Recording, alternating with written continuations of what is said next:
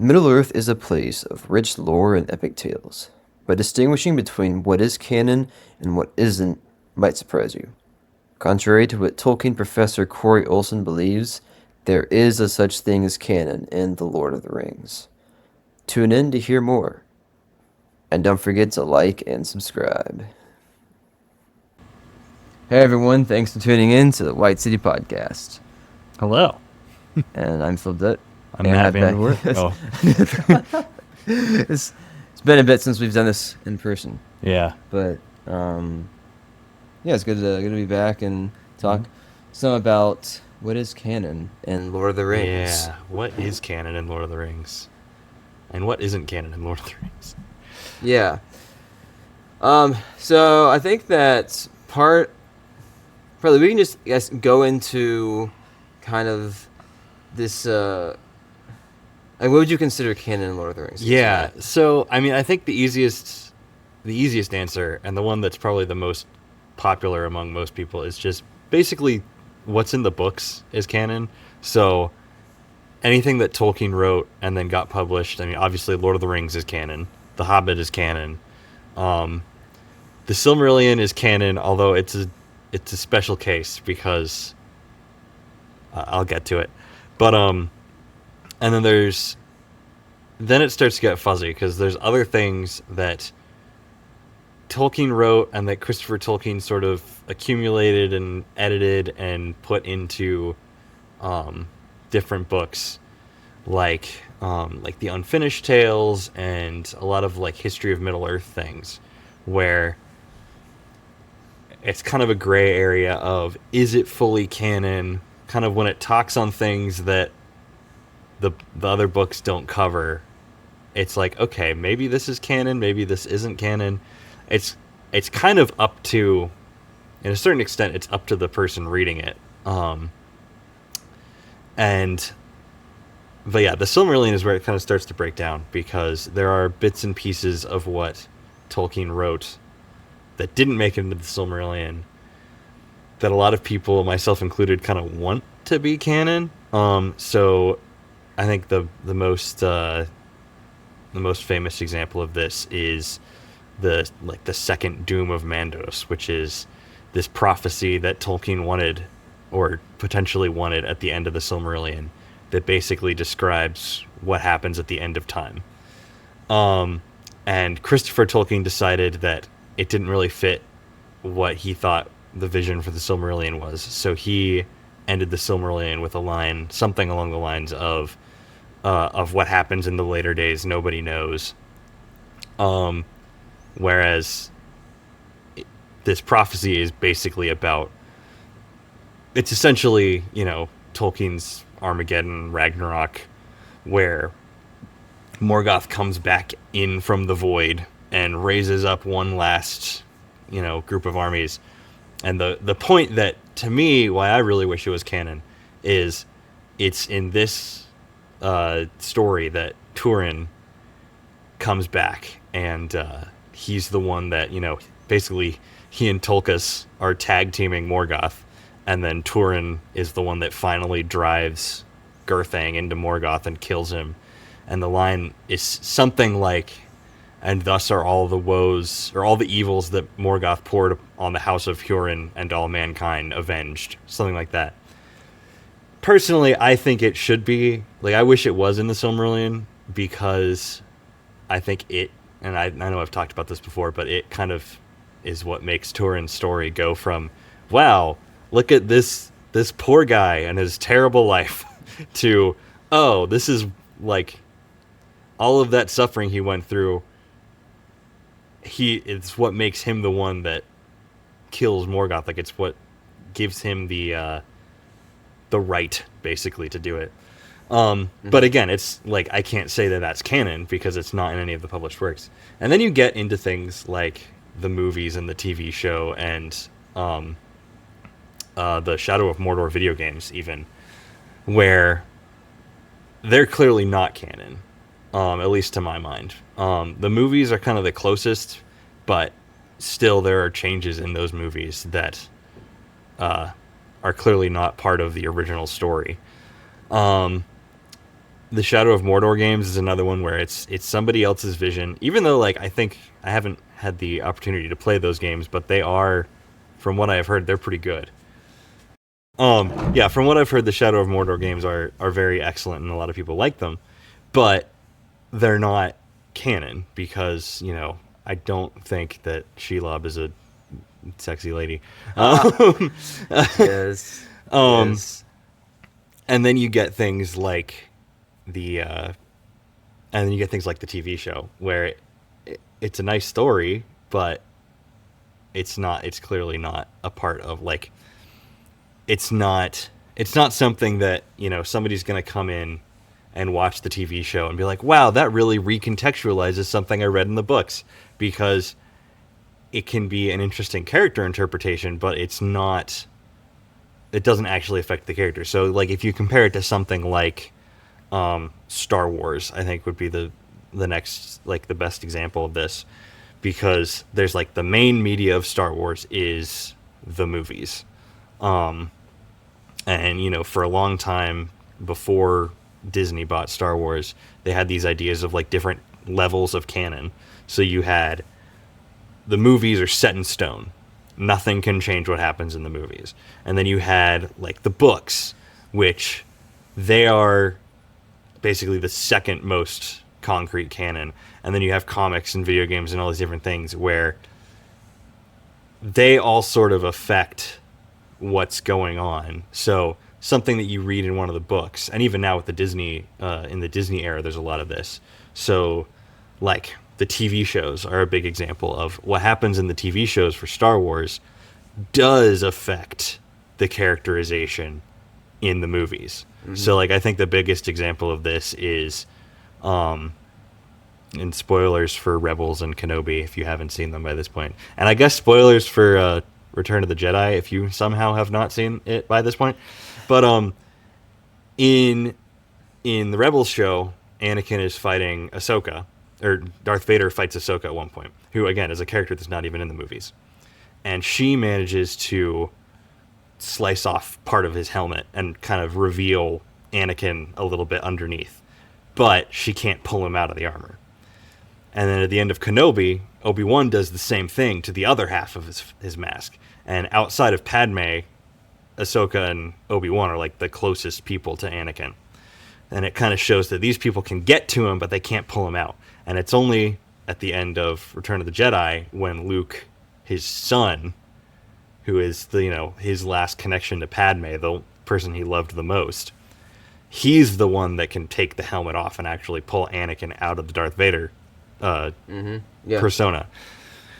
But those are things that happened outside of the main canon of Star Wars, the main, like, gospel truth of Star Wars in the movies. For the Lord of the Rings, the gospel truth is the books, and there basically is no other levels of canon. Anything that isn't something Tolkien wrote or Christopher Tolkien collected is essentially fan fiction. And so, so you get, which I think, honestly, I think is the biggest struggle that the TV show had, is that they wanted to do something along the lines of, you know, Game of Thrones or some of these other shows that are coming out. But the Lord of the Rings kind of exists in this weird, like, multi-stage universe where it's like you've got the books that is the only thing anybody actually agrees is canon. And then you have the movies, which are slightly different. And then you have the TV show that is also its own continuity that's kind of pretending that it's connected to the movies, but it's not really connected to the movies. And so, yeah, canon is very convoluted in Lord of the Rings. And I think it'd be interesting. This is just a thought. I haven't actually looked into this, but I think it would be interesting to look into what Tolkien thought of, or would have thought of, this kind of concept, because, you know, in a lot of ways, The Lord of the Rings is kind of the first big, well, I don't know. It's one of the earliest sort of nerd things that comes along. You know, you have comic books around that same time, but The Lord of the Rings, like, I was talking to someone last night about how, like, Lord of the Rings didn't invent fantasy, but it basically invented fantasy. Like, it codified so much of what we think of when we think of fantasy today. So, along with that, you don't really have this modern idea of canon. At the time that Tolkien was writing Lord of the Rings and The Hobbit and all those, the only thing that existed as canon was scripture. So, Yeah. so it'd be interesting to see what he thought. But again, also because he wrote so many versions of his different stories in the Silmarillion, like that was basically Christopher Tolkien's job after his father died, was to sift through the dozens of different manuscripts and dozens of different versions of manuscripts to decide what was canon and not. So it's like, who's the real master of the canon here? Is it Christopher Tolkien? Is it J.R.R. Tolkien? And so it would have been interesting to see what Tolkien's perspective on it was, because again, he was working from kind of the tradition of like the epic poems and the sagas and things like that, where those don't have a canon to them. Like we kind of perceive, Norse mythology and Greek mythology and all these things as, oh yeah, that's these are characters with specific characterizations and stories that all happened in a particular order and stuff like that. Whereas the real tradition of those things is just like, yeah, well, this guy in this village tells it this way, and this guy says something a little bit different, and we all basically have the same general idea of it, but like the details can be different and things like that. So would Tolkien have, would he have had the same concern we have about canon? But at the same time, we are talking about Tolkien here, who did have particular ideas about, what did happen, what didn't happen.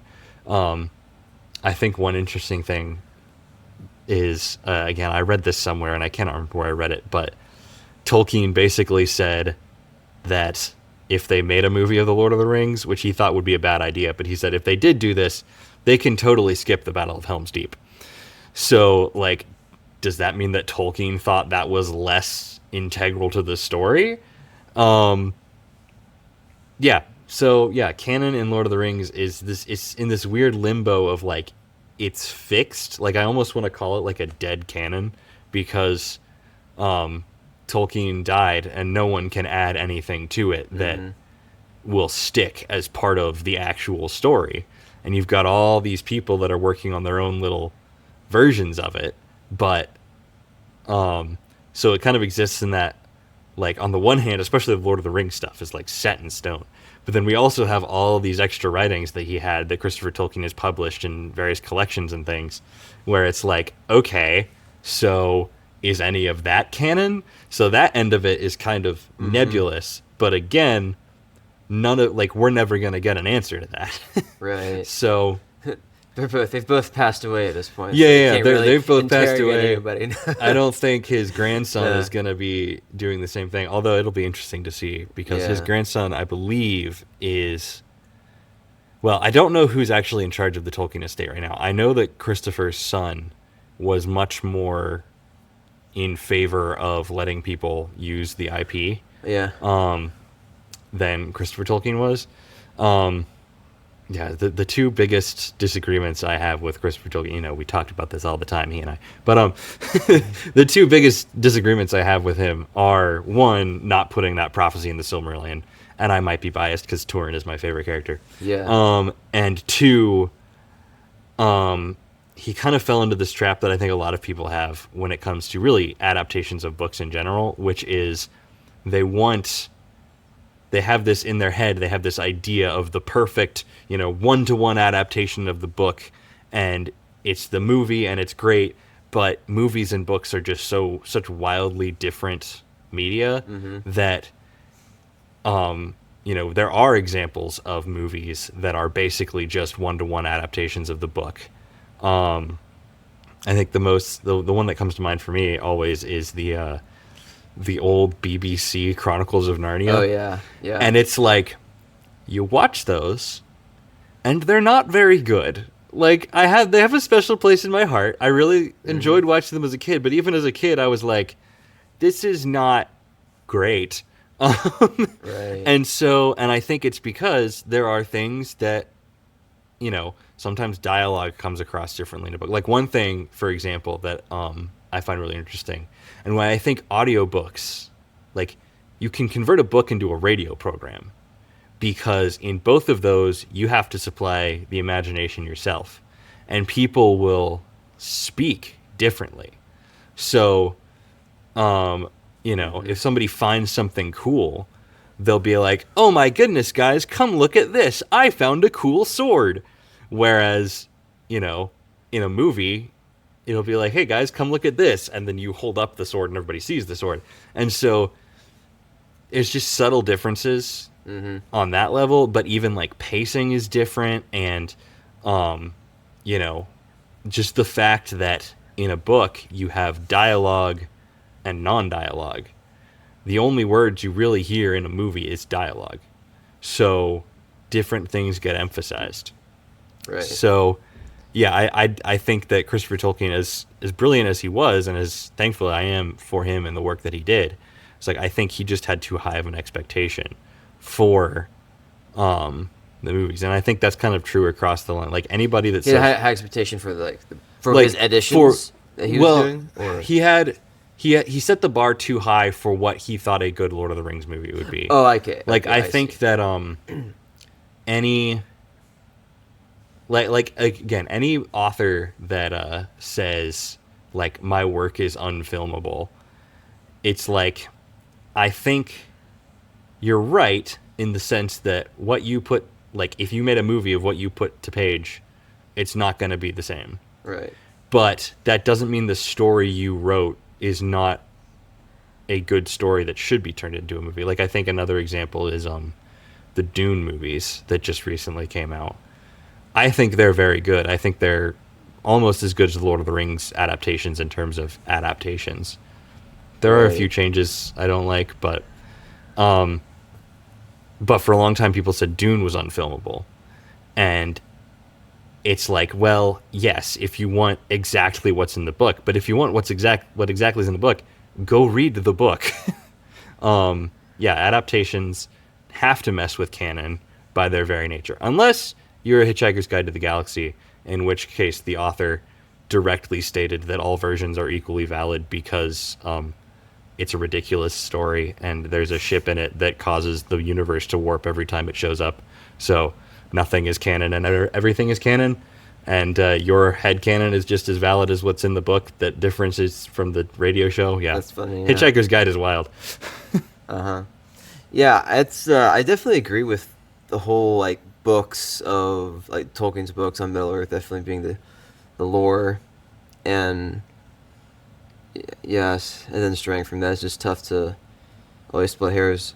I think also is interesting. There's somebody who I can't remember where it was on social media. Yeah. But they posted that they had just watched the War of the Rohirrim movie. Yeah. And they said that there wasn't much in the appendices, as I'm pretty sure is the only place that story comes up. There wasn't much in the appendices, so they kind of expounded on some things. Honestly, like from what I read it in the appendices, and it's pretty short. Yeah. And I watched the movie. And, like, there's not much that they're doing differently. Yeah. But what they responded with is, and I consider this movie canon. Yeah, again, I think... Because, again, I think to a certain extent, like, especially now, some people have, like, headcanons for their favorite things and stuff like that. And, like, again, like, even I engage with that in The Lord of the Rings to some extent because, like, I accept the prophecy that isn't in the Silmarillion as, you know, when I read the Silmarillion, I kind of read it in light of, yeah, I think this is what's happening. But, so, like, it's not to say that you can't read The Lord of the Rings or watch The Lord of the Rings or whatever and not... Like, you're allowed to bring whatever you want into it. I'm not necessarily saying that that'll be better or worse, but... So, yeah, like, there's a difference between what people consider canon for themselves and then trying to take that to, like, an academic discussion. Because, like, okay, well, in this case, like, I'm not gonna like. It might be an interesting idea to entertain, but it's not like that's a definitive part of the books. So yeah, it's complicated. And then of course you get into like with the War of the Rohirrim stuff, you get into a lot of the case of like, okay, well there's this, there's this story, and it adds details that don't contradict the Lord of the Rings. Right. So like, what do you do with that? Is it canon? Is it not canon? Is it sort of semi-canon? And then, you don't even get like, thankfully with Lord of the Rings, there's not a whole lot of like unreliable narrator. I think the only time that happens is one of the times that Tolkien did change the canon, actually. And I think, actually, as we're looking into it, as I'm thinking about it, it does give an insight onto how Tolkien dealt with canon, because he wrote The Hobbit, and there's the scene where Bilbo gets the ring from Gollum.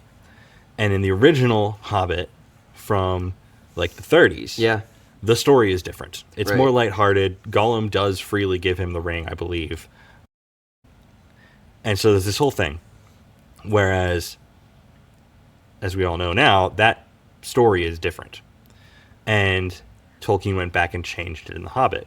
And he put a note at the beginning of The Lord of the Rings, mostly for people who had first read The Hobbit in the first few editions, that the story they had read is what Bilbo told everybody. Whereas the story relayed in The Lord of the Rings and in the later editions of The Hobbit is what actually happened. So Tolkien, and I mean, as we all know with his work on the Silmarillion, like, he was a big fan of going back and changing things. But I think he wanted to keep the most updated record as legitimate. So, like, I'm curious. So, like, the one thing in the movies that is not in the books that I think could have been in the books is Aragorn's speech at the Black Gate. Yeah. It's great. I love it. It's fantastic. It is genuinely the one bit of dialogue from the movies that I'm like, I think this is better than that scene in the book, because, in the book they just kind of show up and then, and I mean, it's also partially like the culmination of the character arc they gave Aragorn in the movies, where he kind of goes from being like, I don't know about being king, to like, I'm here, these are all of the armies of men, basically, I'm going to step into my role as king and fulfill it and be awesome and be Aragorn. Yeah. Which in the books, he's just like, all right, it's time to go south. I guess I'm going to go be king now. Like, he doesn't have that whole arc. Mm-hmm. But yeah, it would have been interesting if Tolkien, like, in a world where Tolkien was alive when they were making the movies, and he, maybe somebody pitched that speech to him and he liked it, would he have gone back to the books and added something like it into the books? Interesting, yeah. Again, I don't know, because it's not an idea that he came up with, so he may have thought it was terrible. But yeah, again, like, I think another thing to keep in mind is that it's probably a good thing that Tolkien was not around when the movies were coming out, because he probably would have wanted to have his fingers in the movie. And it's one of those really hard things, I think, but like, I generally think that when you're making an adaptation, the more the original author is involved, the worse it's going to be. Because it becomes a fight between their vision and the director's vision, and again, they're less willing, usually the author is less willing to have changes in the new adaptation. And so, like, it's the age-old discussion of, like, ownership of media, basically.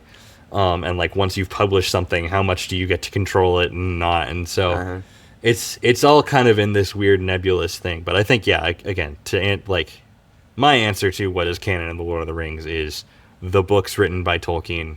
So basically, The Lord of the Rings, The Hobbit, and The Silmarillion are like top level canon. And then you've got like The Children of Hurin, and The Fall of Gondolin, and Beren and Luthien, which I have not read those two yet. I have Beren and Luthien. I need to read it.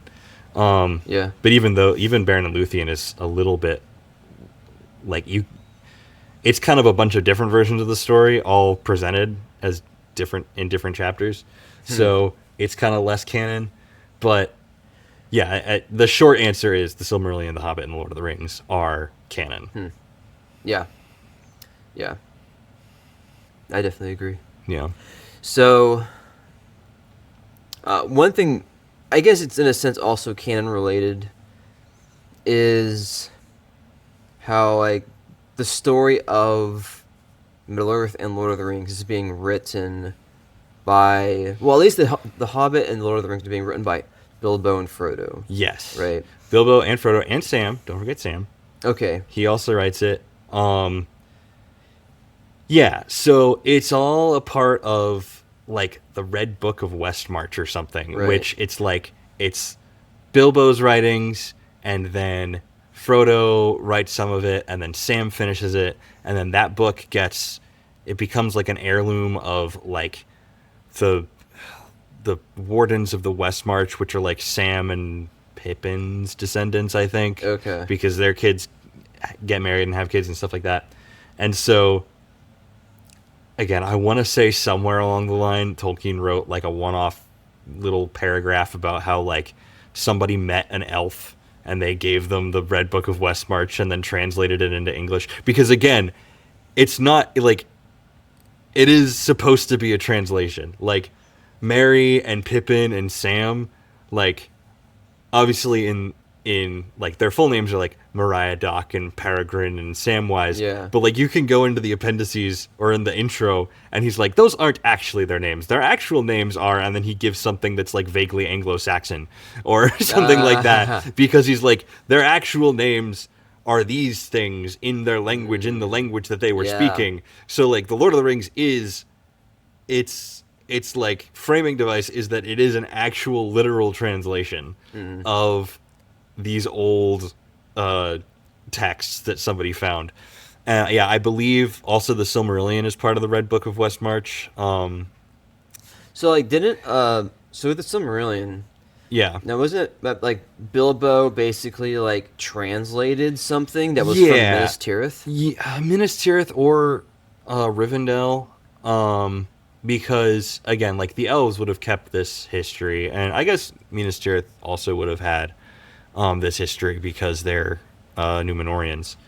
But yeah, because he's definitely familiar with it, because I know I've pointed out to you before, I may have pointed out on this show before, that when Frodo and Merry and Pippin and Sam and Aragorn get to Rivendell, that first night they're there's that like Frodo and Bilbo are talking, and Bilbo is working on a song, right? And then Aragorn goes and helps him with it, and he's like, it's very bold of you to write this song, because it's about Elrond's dad, who like he's an important character in the latter part of the Silmarillion, right?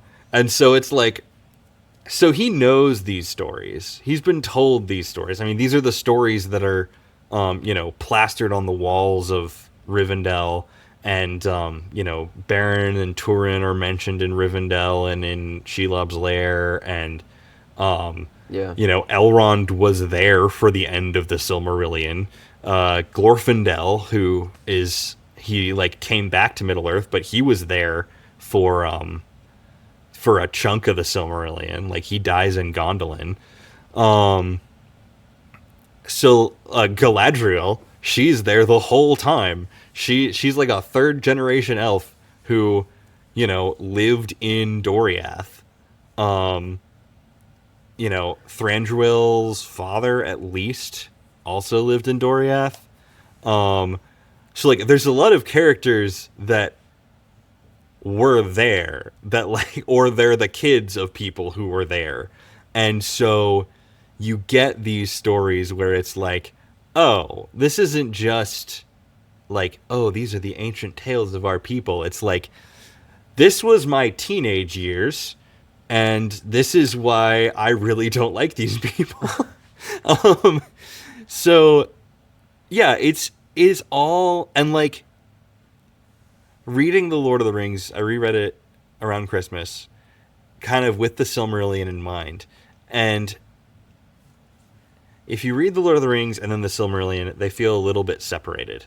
But then if you read The Lord of the Rings with the Silmarillion in mind, you kind of do start to pick up on this, like, oh, this really does feel like it's all part of the same story.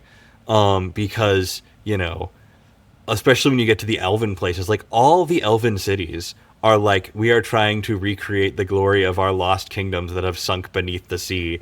And like, you like reading reading the scenes when they're in like Lothlorien, especially, like you kind of feel like you're getting the same kind of vibes that you get when you read about like Doriath and Gondolin and like Thranduil's caverns, the wood elf capital, kind of feels like Menegroth and Nargothrond and all these places. So you get all of these like, oh, these really are connected to these older stories. And like the defeat of Sauron, he keeps popping up in the Silmarillion. And so you start to get to this, and like the defeat of the Balrogs, you also have that where it's like you start to get this feeling of like, oh, this isn't just a new war. It's the last gasp of this war that has been going on since the creation of the world. And, we're sweeping up the Balrogs and Sauron and all these people that were like fought for Morgoth. And yeah, it's really neat, because if you have all that context in mind, like even Anduril, Narsil is forged by a dwarf in one of the cities in the Blue Mountains, who also forges, a knife that cut a Silmaril from Morgoth's crown, and the helmet that Turin wears. Telkar is this dwarven smith who like forges all these things. So like Narsil, it's not just like, oh, look at Aragorn's cool sword. It's like, look at this cool ancient sword from the Elder days when everybody was cooler and stronger. And you get to like the Lord of the Rings, you're kind of getting this feeling of like it is the last gasp of Morgoth's forces, but it's also the last gasp of the elves. Because like the elves were like basically angels at one point. They're strong enough to like like there's I always get the names mixed up. I think it is Fingolfin, yeah. Morgoth? Yeah, Fingolfin, who goes and like he just gets so sick and tired of Morgoth killing his relatives and friends and armies that he's just like, fine, I'm gonna go do it myself. And it's like, you'd think like, oh, this is like not the elves are mortal technically, but like this is like a normal mortal dude going to fight Satan. And then, but it's like, oh no, it's not actually a normal mortal dude. It's a really powerful nearly angelic person who's kind of holding his own here. Mm-hmm. And so as you get to the latter days, like a lot of, like it talks about the elves fading and things like that. And it's like, it's because it's the last of their strength that's been preserved by the rings. And that's why, you kind of think like, well, why don't the elves stay after Sauron is defeated? Like the evil's defeated, they can, live in peace. But it's like, it's because they are also fading, and they are weary, and they want to return to the Undying Lands. And it's not just like this world isn't for them, and men are on the rise. And so you really do feel that transition of this kind of magical wonderland sort of feeling to a more mundane society, basically. Mm-hmm. So, a little bit of a turn back to the canon thing. Yeah. So what do you think it would take for the Fellowship of the Ring movie to not be a Middle-earth thing? You mean like how many changes would you need for it to not? Yeah, I guess. Essentially, what would you need to leave out or add, maybe? I mean, again, that's a hard question, because like again, like I already don't really consider it canon. I mean, it's canon to the movies are almost a separate like continuity. Yeah. Like I think, I don't know. You get, yeah, that's a good question. I feel like you'd need, I don't know. I'd have to think about that one because you'd have to like take out a lot of the. I mean, I think they're already kind of down that path a little bit because one of the things that makes Middle Earth so intriguing is like what I was talking about, like these like vestiges of a like ethereal age, basically, like the Balrogs and Galadriel and Sauron being like this weird sort of metaphysical guy who's also a physical person. Yeah. So like I think one of the biggest things that kind of sets that mood in the books is Tom Bombadil, and obviously he's not in the movies, and I think it was the right choice to take him out of the movies because pacing wise it is very strange. But yeah, you'd want to take out things like Sauron. If you had Sauron out, you would not. well, I mean, yeah, if you obviously if you got rid of Sauron, but like if you got rid of Sauron, that's not anything like Lord of the Rings anymore. Yeah. No. And I was gonna say, Yeah, like, even no. their interpretation of the Balrog as like this physical creature that is like a monster, because again, in the books, at least my interpretation of the Balrogs in the books is like I kind of picture them as a vaguely humanoid void of fire, as opposed to like a big. I mean, don't get me wrong, the Balrog in the movie is super cool, but like, they're not.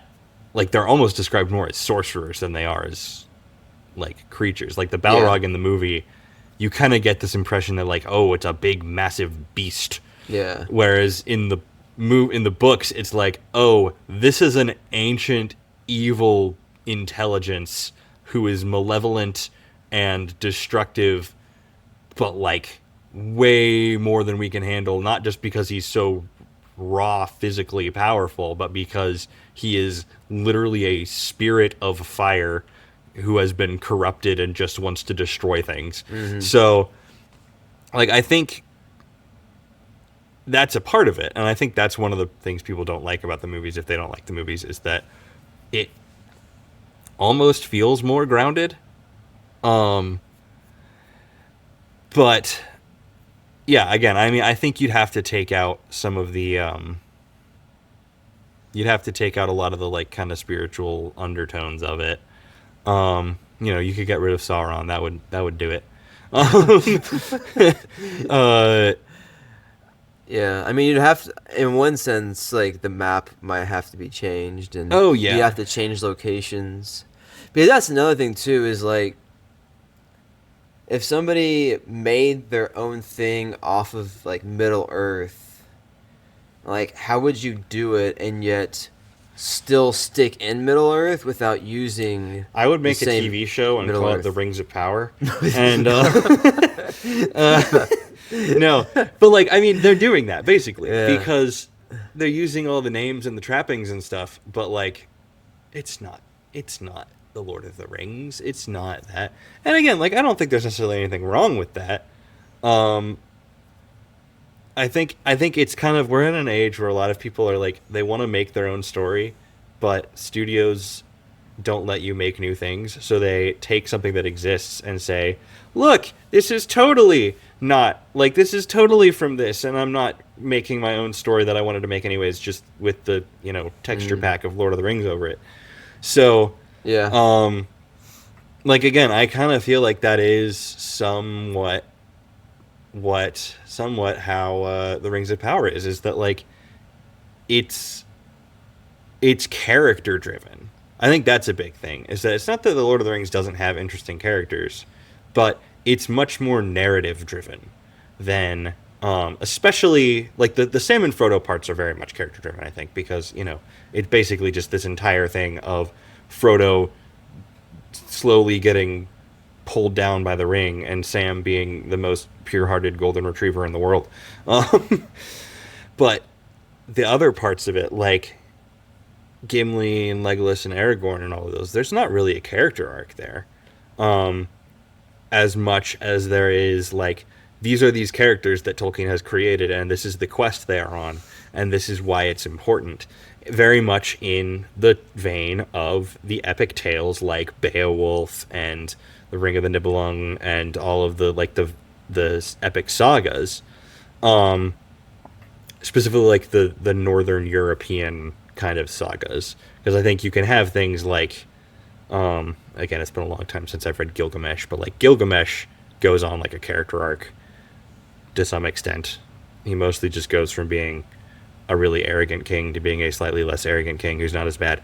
But like in these epic sagas, it was more along the lines of, you know, this is our guy, this is our like great hero, and this is why he's so cool, and this is why he's better than your great hero.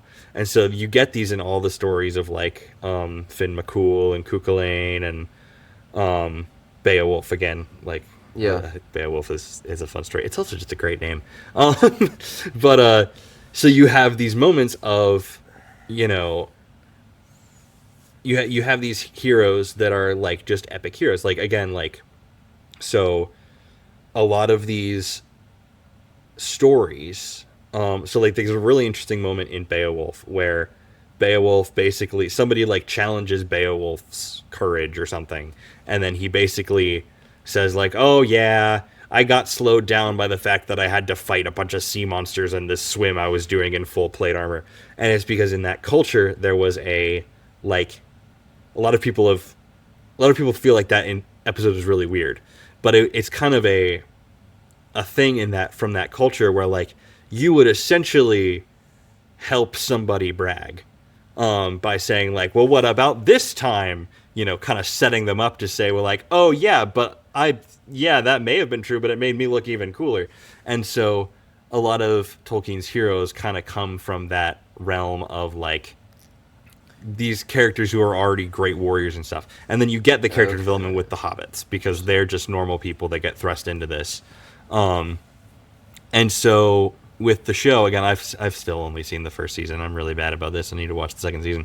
But like with the show, you've got these sort of character arcs and like, what's this character going to do and how are they going to change and are they going to make the same mistakes they've made before?